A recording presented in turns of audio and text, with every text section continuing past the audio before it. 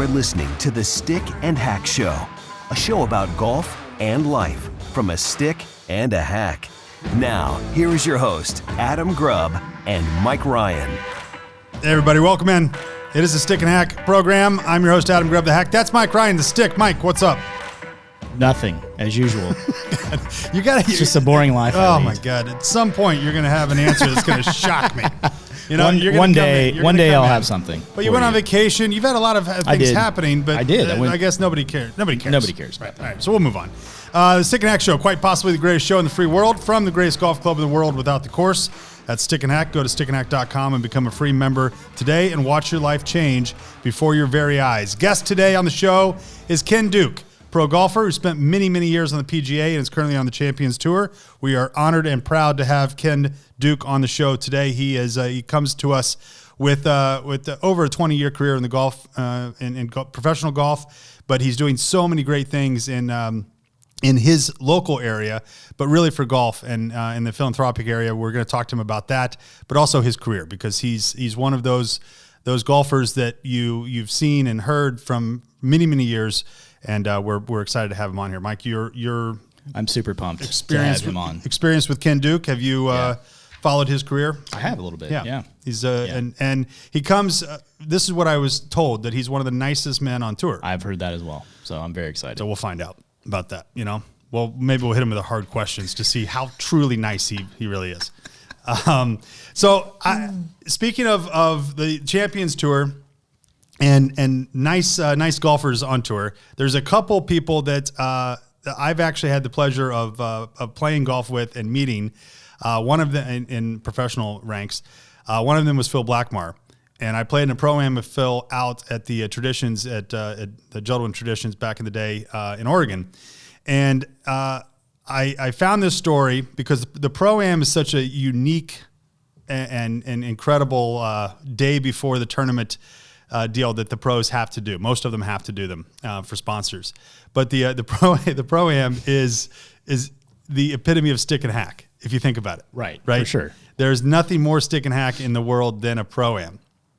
And so these professionals they play golf, and they're practicing their game. They're working on the course. They're doing their stuff. Their caddies are getting their yardage. They're doing all that.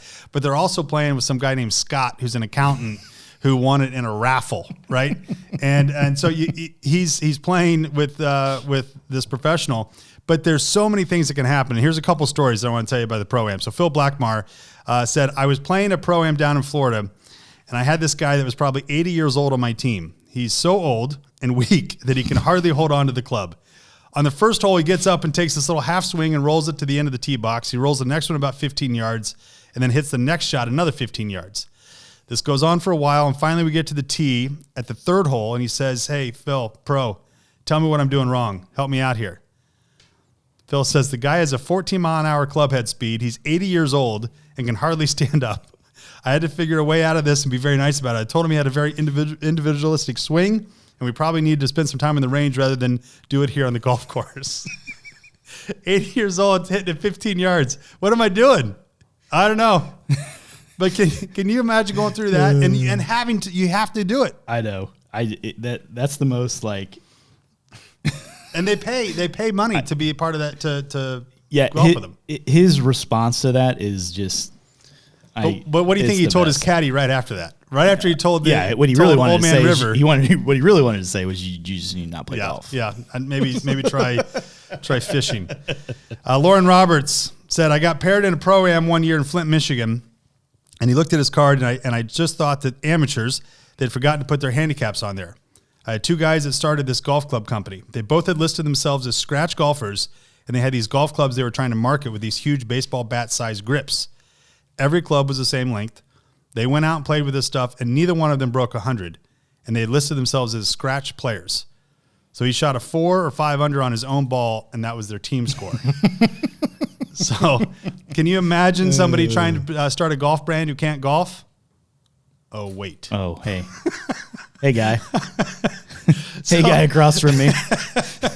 Well, it's interesting to put yourself in that category.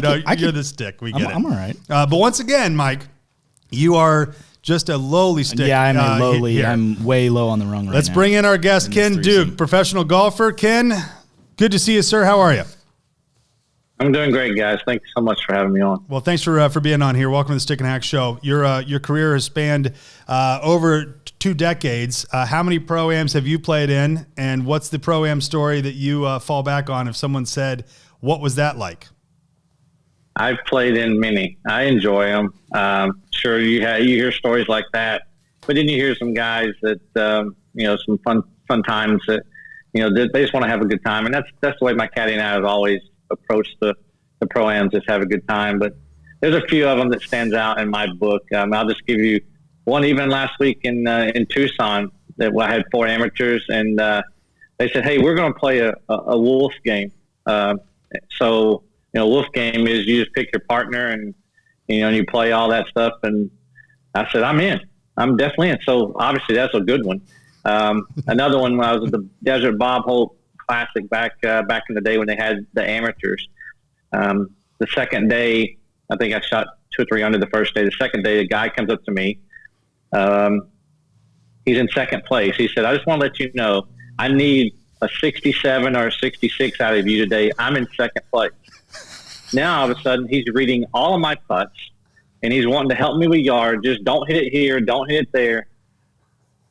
And this is during the tournament. This is the second day of the tournament. And I'm like, hold on a second here. I'm trying to make a living. You're just trying to win a gift certificate from Subway or something, and you want to tell me what to do? Come on. So, Guy, we have many of them. Why don't you just pump the brakes over there, fella? I happen to do this for a living, all right? I can't even imagine. But the Pro-Am is a really interesting format, and it is. And for those that might not know, there's a couple, and each Pro-Am is different how they do it. But the one that I was at, they had this dinner the Tuesday night before, where it was an auction bid for the top guys that people wanted to play with. Well, at the time, Tom Watson went for like 10 grand or 15 grand or something like that, right? And there was nothing more adorable than when I put out a bid for like $800, and then someone's like, "Guy, come on!" Like I don't. That's what I brought with me. I'm sorry, but people they can actually pay to play with these players, and it's an experience and it's a story for a lifetime. You guys then move on to the next week and don't necessarily think about that, but the Pro-Am is a story. I mean, God, that happened to me in 2006, 6 or 7. And I'm still talking about it because that's my literal top pinnacle golf story is playing Pro-Am with Phil Blackmar. But it's a story for a lifetime. Do you guys think about that when you're playing? We really don't. I mean, now they've gone away from everyone, all the Pro-Am guys bidding. They just draw your name out of the hat and say, okay, you can pick. But it still is kind of a slap in the face if you do get the last pick and you've been in that draw the whole day. But yeah, they've kind of gone away from all that stuff right now, just because of the embarrassment for maybe some of the AMs like you guys, Yeah, yep, indeed. So you've got an interesting story. You were diagnosed with scoliosis at a very young age, and a sport that is all about posture. That had to. I can't even imagine your career and coming through that. But you have overcame the debilitating disease of scoliosis. Tell us a little bit about that and that early childhood development. Yeah, when I was 15, just routine checkups back in school, and my doctor, the coach there said, "Hey, you need to check this out." And the doctor said, "Hey, you may need to check it out with a bigger doctor." And diagnosed with scoliosis, and wore a body cast for six months to a year. Took it off every time I'd play golf or any other sport, but it was getting so bad, curving into my lungs. There's a few different ones. There's an S curve, which is a curve at the top of your back, your spine, and a curve at the bottom, or it's a C curve, and I have the C curve. So over a 4-month period as I was growing, it went from 50 degrees to 70 degrees curve, kind of like a C like that. My doctor said, you're just going to cut, it's pushing into your lungs, just cut off your wind. You can't condition very well with all these sports you're playing. So we need to have surgery. So I have a 16-inch steel rod in my back now to this day.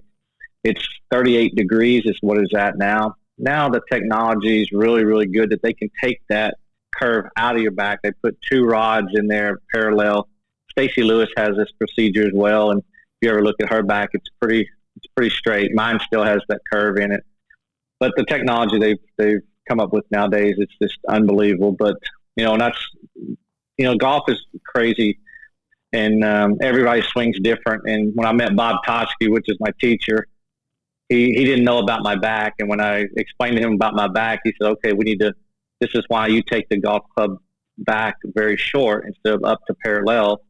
And we're going to have to adjust for this. And I know a few people know that, Nick Faldo's made some comments like, I can't believe he doesn't take the golf club back even further. And he didn't really understand why. And after, 2 or 3 more months, he finally did some research and saw that, that I had back surgery and I'm restricted to take it back further than that. But, I've been healthy. I've been lucky. I do a lot of hospital visits all over the United States. My manager does a good job with getting me into different places and meeting kids, meeting doctors, giving back, seeing a friendly face instead of just seeing your doctors and nurses all the time, and knowing that some of these kids are never getting out of a wheelchair or they're doing a lot of halos right now.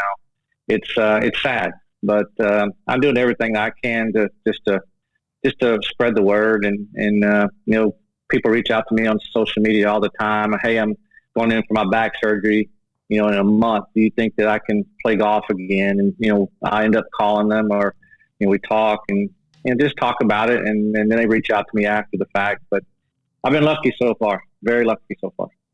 That's amazing. I mean, and Ken, you've really experienced, I would say, the gambit of emotions on the PGA Tour. You've been a winner. You've had to go through, losing your card, earning it back.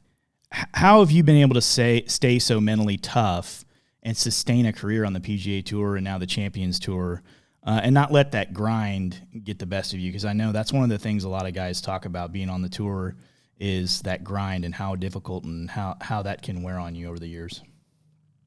Yeah, I mean, there's a lot of different ways, and everyone, stretches out and reaches out differently. For me, I get away from the game. I'll go fish a lot because that's what I love to do when I'm off season.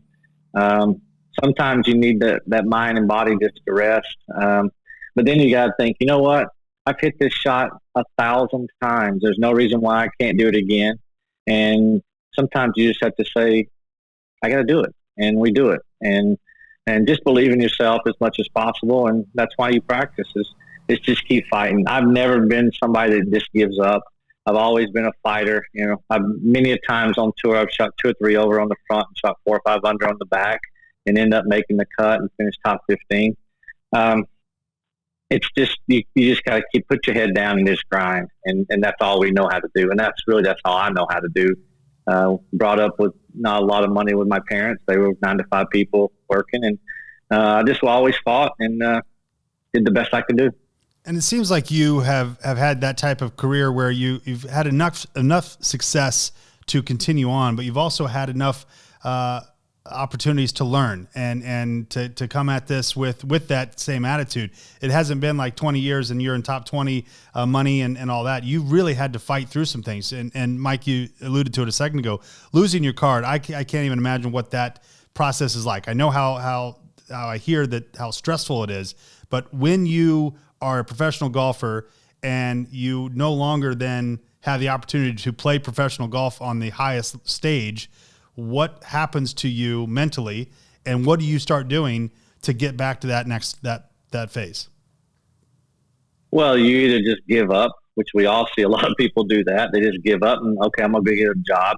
Number of young athletes that started out playing that are a lot better than I am or I was, they just, after a couple of years, I just can't make it. Well, you're just a quitter. You can't give up. You just give up. That's just the way it goes sometimes. Or you just got to put your head down and just grind it out and, have a break here and there and believe in what you can do and believe in your game. I can't play your guys' game. You can't play mine. And, you just have to believe in what you do, not what everyone else. You can't get caught up in what everyone else is doing because it's totally different in this game of golf. Who are some of your golf mentors in your career, either growing up or even as you've had your career on the tour? Yeah, I mean, I've always been a Jack Nicklaus fan. I mean, I've been a Larry Bird fan. That's my guy, and Jack Nicklaus. That's my 2 athletes that just worked hard and a lot of success and just believe in what they've done and push forward. They believe in themselves and obviously, getting a chance to work with the Hall of Famer Bob Toski since 2006. the stories that I hear from this guy and what they used to do, sometimes I don't even go to the range and hit balls because he has you so mentally jacked up that you just want to go play as much as you can. And you just believe that you can hit any shot and make any kind of putt. The guys that he used to hang around with, with Hogan and Snead and Demerit and Byron Nelson, all those guys, it's priceless. Those guys are Hall of Famers, they're history, and just getting those good vibes of what the positive energy that he passes on, it's been a blessing for my career since 2006. Ken, at the 2016 Players Championship, and this kind of plays off of that last answer, you shot a 65 on Saturday that weekend, and there was a fellow competitor who was quoted saying, whatever the course record is, that round should be it. What is it like when you get it going and everything falls into place? How do you stay focused in the moment so that you don't kind of get yourself out of that zone? And let me interrupt for a second. I think part of that is that if I remember correctly, it was windy and rainy and awful weather, and like you not just shot a 65. Yeah, you shot a 65 under circumstances and conditions that nobody should ever shoot 65. Absolutely, thank you. Yeah, I mean the conditions of that golf course that week, it was firm and fast, and it was windy. But they were getting ready to redo the golf course on that Monday, so they were kind of letting the greens go, and we did not finish our round on Friday. So we had to come back Saturday morning and play 4 or 5 holes and finish. Then what happened was they re-rolled the greens and recut the greens before we went out on Saturday afternoon. And they didn't tell us. The rules officials of the committee didn't tell us.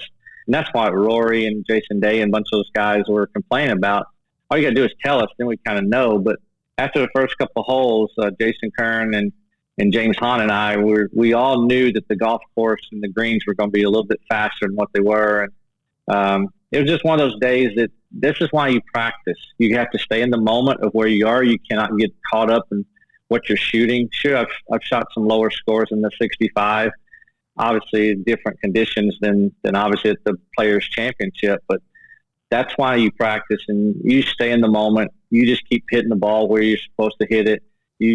I walk slower. I slow everything down. My caddy knew my mannerisms. He knew where we were. But both of us did not know anything about our score, what that score that day was going to be like. We just tried to do the best we could do. And obviously, and that's why I told Rory and Jason at breakfast the next morning, guys, you guys shot 60s or 62s before. I mean, what's the big deal? I shot 65. It wasn't that big of a deal.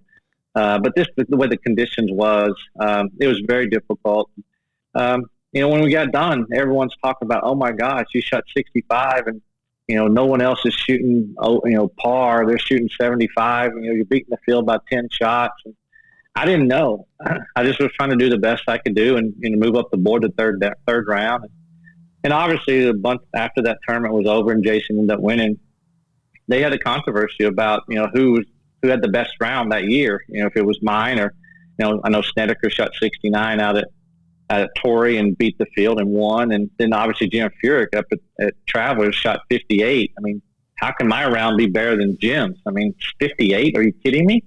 But I think it's just the beaten by the stroke of the field. It's kind of like threw mine in there. But what a wonderful day for my caddy and I and the exposure we got for that. It was pretty special. Wonderful day and never forget it. And, they tore the golf course up and, the different holes now. So, we definitely will never forget that. Right. They said Ken Duke shot 65. Yeah, we got to change this thing. Somebody get out there and handle that. And I would like to highlight my earlier question or statement. Ken Duke is the nicest man on tour. Listen to him. He's talking about other competitors. He is. My God. It's a no-brainer.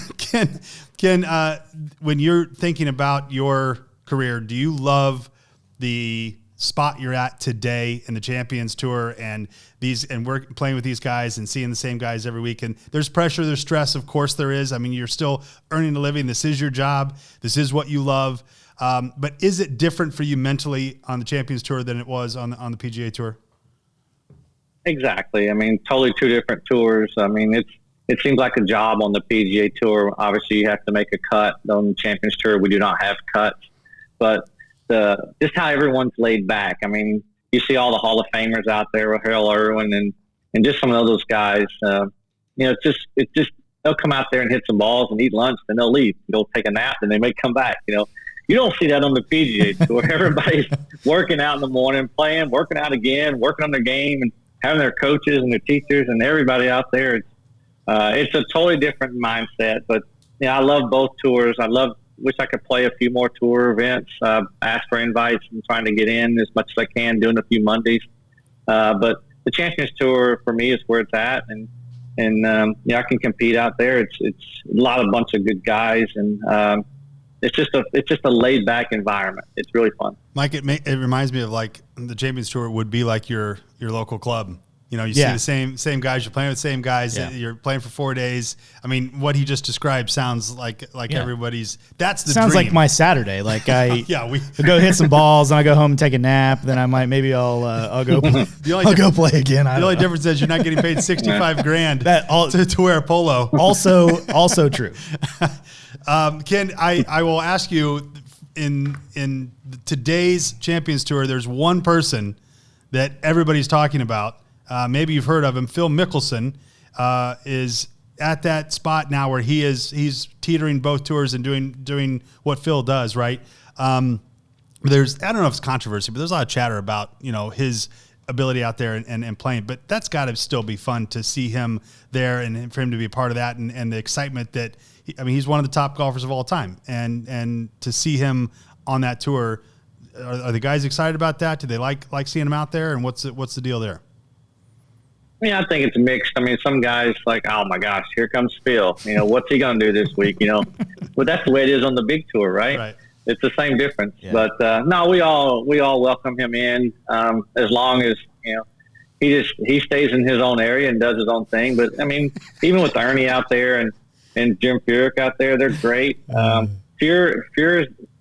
Phil is that guy that loves to chat, and on this Champions Tour, they have no problem with chatting, and he loves it. And obviously, we miss all the fans, and I think that's the biggest thing. If the fans were out there on this Champions Tour with Phil out there, man, it would be a waste management 16th hole every hole for Phil. It'd be amazing. It'd be amazing. That's great. Mike, have you ever been to a Champions Tour event? U.S. Senior Open, but not technically Champions Tour, but yeah. There is the environment is much different. It's notably different. It is as far as just like Ken said, it's much more laid back. It's friendly. It's much more laid back. People you can tell are not as they're not grinding as hard. I feel like out on the Champions Tour. Well, even the fans are different. I mean, they're almost there seeing their heroes, seeing not watching a famous athlete. On the course, they're watching guys they've grown up with or they're similar ages. And Ken and I talked before the show. We've got daughters that play volleyball. I've got something in common with Ken Duke. Okay, and the other thing is that we both own golf clubs. And that's pretty much where it is. But you do feel a kinship to some of these older players that you have been with and watched. And when I'm in my 50s, looking and thinking about Jason Day and Rory and all these guys that are going to be in that, it's hilarious to think about that at some point everybody gets older, everybody goes on to that next stage and that next phase. But the Champions Tour is quite a tour, and it's getting better and better. It is the purses are big, the tournaments are great, and there's some big names that we've all known for many years, right, Ken? That's right, yeah, and that's the beauty of it. And those guys are a little more laid back to get on the Champions Tour compared to the big tour. Like I was saying, it's so much stress on the big tour, and it's like a relief when they get out there and, I can jump in a cart this week. Oh, okay, I'll just drive the cart. So that's what happens sometimes as well. So love that. They're pretty laid back out there. You've got a lot to be proud of on the course and off the course, of course, but there's something specific that you have every year, the Ken Duke and Friends and your charitable contributions and your Pro-Am event and some of that stuff. Tell us a little bit about what you're doing off the golf course.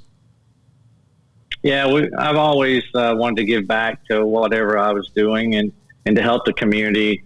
Back in Arkansas, where I'm from, we built an indoor practice facility for the kids at Henderson State University, the girls and boys teams there back a few years ago.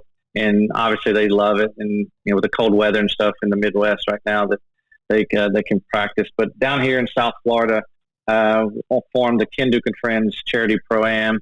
It's just people I've met in Pro-Ams, not that guy that I was talking about in Palm Springs, the Bob Holt, but just people that I've met over the years that has a lot of money that supports charities, and we donate to the Folds of Honor, Colonel Rooney and the crew over there in Tulsa, and we do 2 local charities. We switch them up here in Martin County. It's just great. I bring a lot of baseball, football, basketball guys in, some golf pros, but it's not really about golf. It's just about everyone getting together. I have some country music friends that love to play golf. They come in and play music, and we have 3 days of a couple parties, and we do throw 1 day of golf in there. But it's just all about giving back and helping out as much as we can, and it's been wonderful. Well, I think Stick and Hack would love to be a part of that for sure. That sounds literally right up our alley as far as, honestly, and I'm not being funny. I know it sounds like I'm being funny, but that's what we're building here, is that like there's some golf thrown in, but there's this life and family and music and food and companionship and friendship and giving back. It's great what you're doing out there. You've done a lot for the golf community. You're doing a lot for your local community. And we just can't thank you enough for your time here. Ken Duke, pro golfer. Go find him on the Champions Tour and follow him around. Hopefully we'll see you on the PGA Tour here as well at some point this season. There's as fans start coming back in and golf is at its highest peak it's been in years. We hope that you get to be a part of that on the PGA as well.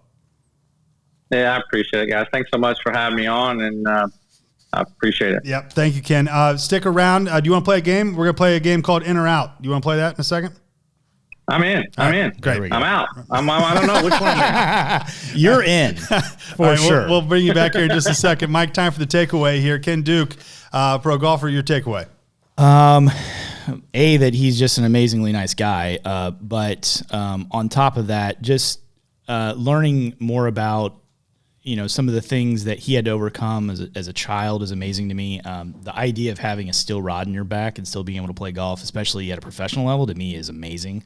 And he's one of those guys that every time I've ever seen him up, near the top of the leaderboard, right, he's like that guy that I'm like, yeah, I'm cheering for. Right. Come on, Ken. Yeah, exactly. So, he's just one of the nicest guys and just was so excited to have him on, and he's so great to talk to. So, my takeaway is the Champions Tour is something to really pay attention to, and to watch it on TV. If you could get an opportunity, and there are tour events all over the country.